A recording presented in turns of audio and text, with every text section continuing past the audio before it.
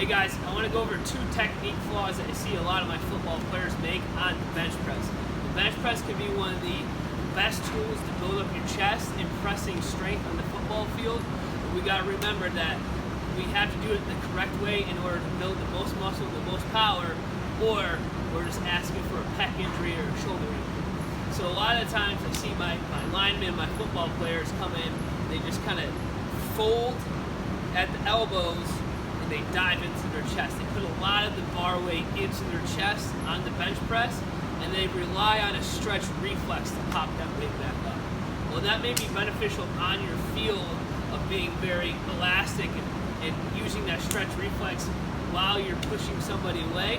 This isn't necessarily safe on a bench press, and it's not necessarily the correct technique. So while you're benching, you want to think about guiding the bar down, lightly tapping your chest, like you're trying to tap your chest with only 10% of the weight that you have on the bar, and then exploding back up.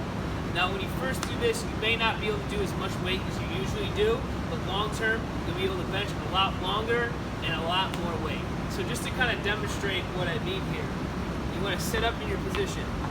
Nice wide stance, lean back, have a good arch in your back, and your shoulder blades are grouped together. Alright? So now, you're going to set up in your bench press stance. What I usually say is thumb in line with the edge of the knurling, and then go slightly out. From here, you're going to grab the bar, and when you lift off, you're going to try to bend the bar. Okay, we're creating tension and bending the bar. This way I'm not going to fold, and I'm going to keep my shoulders at a 45-degree angle.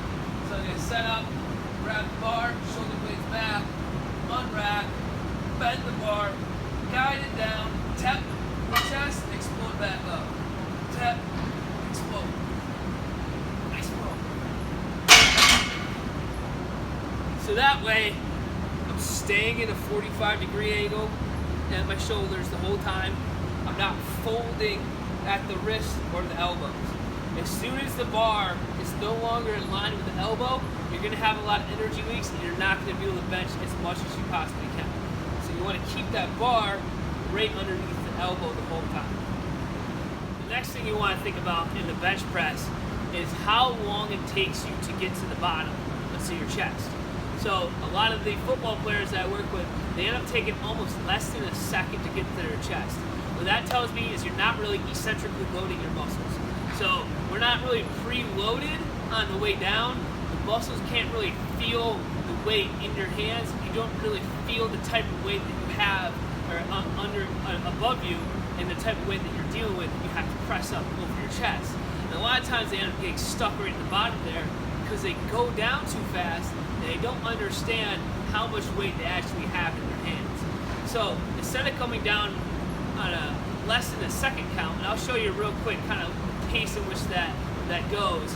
A lot of times they set up and they go this fast. Unwrap, straight down, straight up. Okay? Now that was a very fast eccentric, believe it or not. I almost lost position. Chances are if you're benching like that, you're going to end up losing position. So when you're going down, what I want you to focus on is it should be about a 2-second count. Right? If you're just doing a regular bench press, it should be at least 2 seconds, because then you can really feel that weight eccentrically. You can really load your muscles up, and you know exactly what type of weight you're dealing with. So it should look a little bit more like this.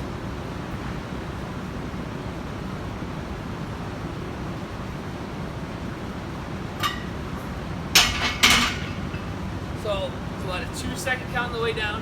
It wasn't super slow, but also wasn't super fast. That way I was under control of that bar, and I knew exactly what type of weight I was doing. The last part of your bench press technique that I see a lot of mistakes in with my football players that I want to talk about is where you put the bar on your chest when you get down to the bottom.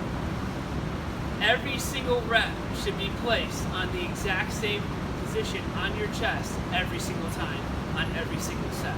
So if you're somebody who's bench pressing and they hit up here above the nipple line, right in line with the nipple line, and below the nipple line, and all around, and not really hitting the same spot every single time, you really need to work on that placement of the bar. So maybe a floor press may be a better variation for you, or even a board press where you can practice putting that bar down on the exact same spot every single time.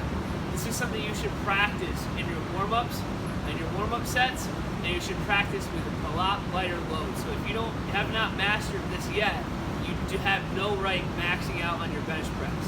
So generally speaking, you want to arch your back, and when you come down, that barbell should hit below your nipple line at the highest point of your chest. All right, so if you're arching, believe it or not, your chest should not be the highest point. It should be just below the nipple line, right around like the upper part of your rib cage here. Okay, so whenever I'm benching, my bar hits right there every single time, right at the bottom of my sternum. If you're coming down and that bar hits right at the bottom of the sternum, your elbows are probably going to be at a 45-degree angle. If you hit up higher, chances are you're going to be a lot more bowed out, unless you're a shorter, compact person. So if you're hitting higher up on the chest, chances are you're really bowed out, you're putting a lot of stress on your shoulders, and you're not going to be able to press as strong as you possibly could.